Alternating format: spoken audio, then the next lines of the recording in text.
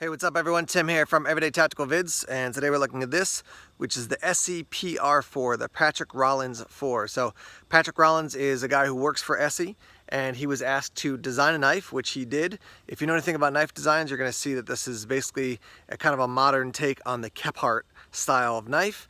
And yeah, so he took out his original version of this knife for about 18 months into various opportunities for testing it in the field, came back, liked it a lot, and then they put this one into production. So let me change the camera angle. We'll give you some of the specs of the knife, and then we'll show you what it looks like in use today. I will let you know that I've had this knife for about 3 weeks, and I've been using it in various ways. But yeah, let's give you the details, and then we'll show you what it looks like in use. Here are some of the details on this knife. Your end-to-end length is 8.9 inches. Your handle length is just a little bit under 5 inches. Your blade length is 4.19 inches, and your cutting edge is going to be 4 inches. Your blade thickness is 0.125 inches. The handles on this knife are sculpted by Costa. Your steel is 1095 high carbon steel. And overall, it's a very balanced design, I would say.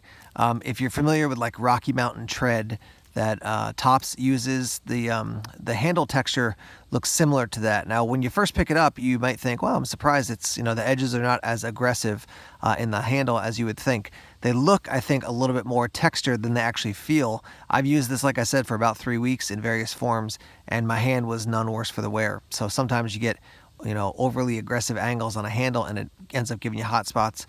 Having used this quite a bit, it didn't give me any issues whatsoever. Here's a look at the blade up close. They call this their tumbled black oxide coating. On the other side here, same thing. It is interesting. So on the top, they've taken the coating off, and it is a 90-degree spine. You can see that where the coating ends on the handle or ends on the blade and then starts up again on the handle, it's not really a clean line. So I'd like to see them clean that up a little bit more in the future. But this type of coating on a blade is going to keep it.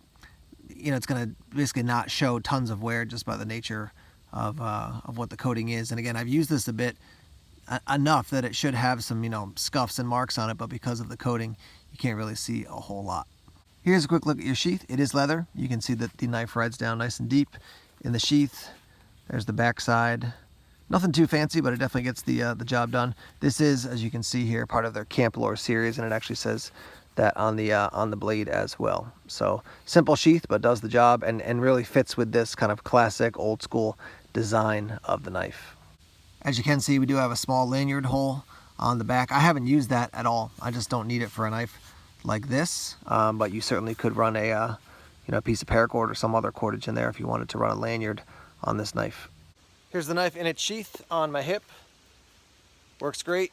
Here's taking the knife out and then returning it to the sheath.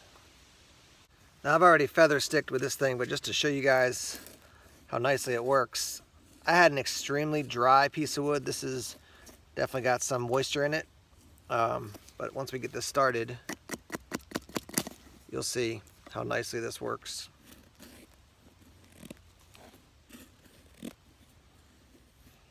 So you see those curls starting to form.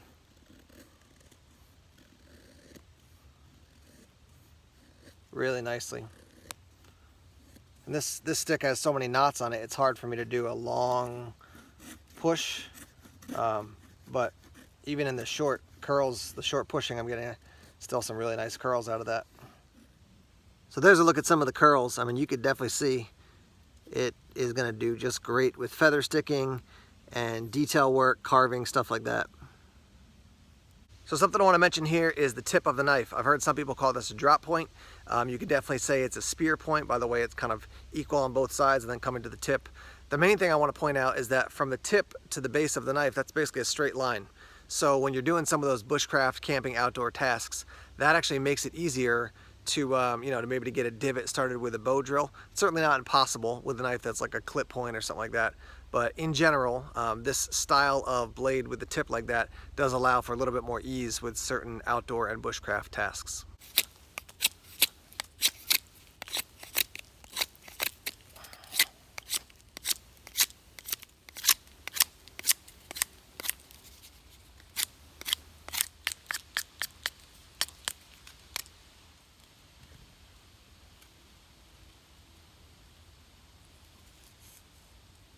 Here's a look at a notch I did with the PR4, and as you would expect, easy work for this knife. Let's give this 90-degree spine a shot and see if we can get the feather started.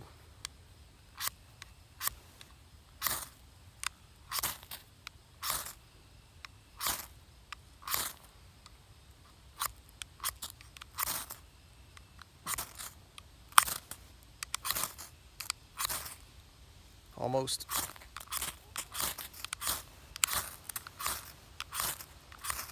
Definitely see that the spine works, and there we go.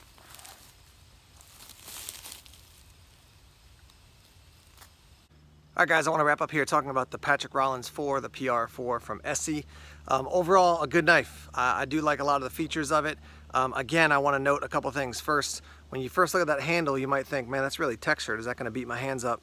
I don't find that I had no hot spots from that, so it was fine as far as the you know, the angles of the that micarta and how it's sculpted and shaped. So that's one thing to be aware of. Feather sticking, great. That high saber grind is beastly. It just does an awesome job with feather sticking. So yes, it slices well. It carved well. You saw the notches. You saw the divot I made with the tip. I was able to make that, you know, that tip like if you're going to make a frog gig or spear or something like that. So it does all those tasks well. You saw that the 90-degree spine definitely throws sparks in an excellent way, and if you want to scrape, you know, cedar bark or something like that, you can do that. I did not baton with this. I did not chop with this. I would not use this knife to do either one of those things. So if you want to see somebody else baton with it or chop with it, you're gonna have to find somebody else who's gonna do that. I think it would hold up fine for, you know, pretty aggressive use like that. It just doesn't have the weight and the heft to actually be a good chopper. And the blade is just, you know, it's too short to be effective at batoning overall. I would take a hungless, you know, way over this to do more of that aggressive chopping or batoning work. So who's this knife for? You know, who's going to use it? For me, this is not a survival knife. It just doesn't fit some of the qualifications I have for a survival knife, like say an SE6 would. But that said, if you're looking for an outdoor camping woods bushcraft knife and you want something from ESEE, this could be a good option to check out.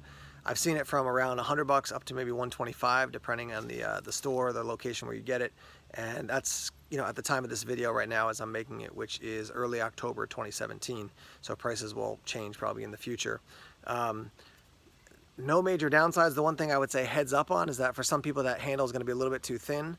I found my hand fatigued a little bit on certain types of cuts when I was doing them for a while, but it wasn't like it was totally exhausted. And I didn't get any hot spots, which was, you know, again, with the texturing, I thought I might. No hot spots at all. A little bit of fatigue. Patrick Rollins is probably my height or bigger, so you know, his hands are probably around the same size, and he obviously designed the knife, so I would assume he didn't have any issues with the handles as well. But that's just a heads up. I tend to like my handles a little bit thicker for knives, maybe than some other people. But again, overall, this thing performed quite well on a variety of different outdoors tasks. Once again, we've been looking at this, which is the PR4, the Patrick Rollins 4 from ESEE. And yeah, I've got links down below. If you want to pick up one of these knives, you can go ahead and use those links, and that'll help support the Everyday Tactical Vids channel. Thanks as always for checking out the videos. If you haven't subscribed to us already here on YouTube, click that little red subscribe button and subscribe to us so you can get updates when we have videos coming out. Also, I'd love it if you would share this video with other people so they could know about what we're doing here on the channel, and also give us a thumbs up so that YouTube knows you like what we're doing. We're on other social media outlets like Facebook, Twitter, Instagram, and Tumblr as well. And as I always like to say, more videos coming soon. Take care.